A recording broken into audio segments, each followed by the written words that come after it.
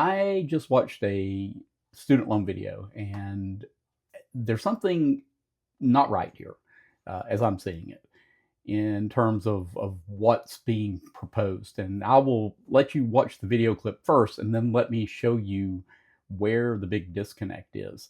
Um, if this is really happening to students, this should be illegal. Absolutely 100%. I'd like to know what type of Sally Mae is smoking that they think for the amount of $40,922 they should receive back $118,305.59.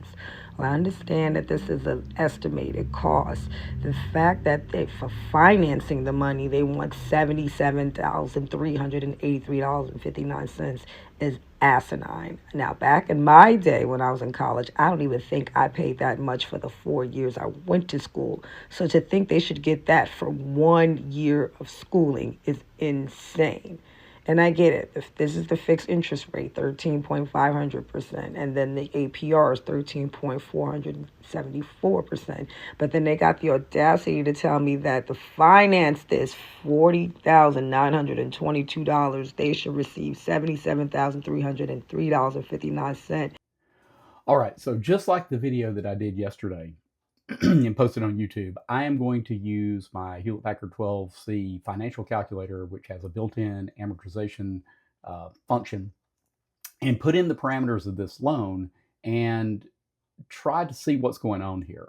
So the loan amount here is going to be $40,922. So I'm just going to put that in the present value register. The APR, you'll notice, is listed as 13.474% annual. So I'm going to put that in, and that's equals essentially 1.123% a month, which is super high, but it is what it is here. And then the term of the loan, the number of payments, is 180. So I'll put that into the number register.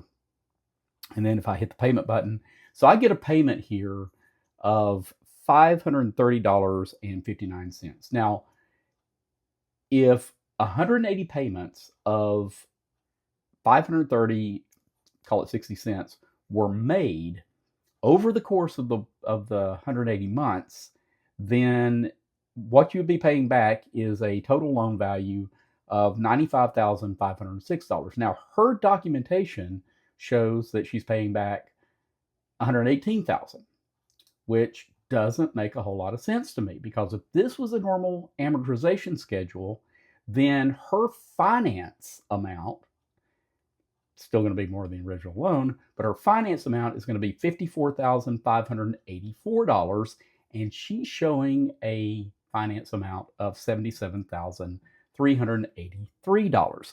Now, here's where this kind of falls apart here. If you'll notice that in the picture that shows the payment, it's got a payment listed of $230.19. Now, I don't see what's down below that. I can't, if that's all she was ever paying on this loan, $230 a month over 180 months, she would never pay this loan back. In fact, this loan would just continue to increase in its principal, or I guess balance amount, forever. I mean, this loan would never have a chance of being paid back. So I imagine that $230 is for some short-term period of time. Maybe it's 12 months, maybe it's 2 years, 3 years, until you kick into higher income brackets.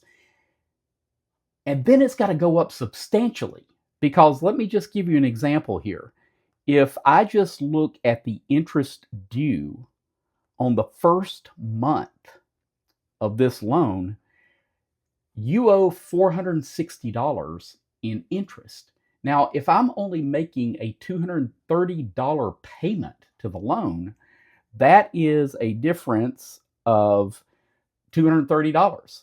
And that means that her original loan amount of $40,922 is now going to have an additional $230 tacked onto it and she's going to be paying an annual percentage rate of 13.474% interest on that new amount. So, just as I suspected when I was going through some stuff yesterday, this is how these lenders are. I mean, this ought to be illegal. I cannot think of anything that is more predatory than doing something like this because, again, these young people, I mean, they see a loan payment amount. They don't necessarily know what that means in terms of the overall impact it's going to have on the balance of the loan, um, for at least some duration before some really high payments are going to have to kick in later on. So anyway, this explains a lot, and wow, I'm shocked.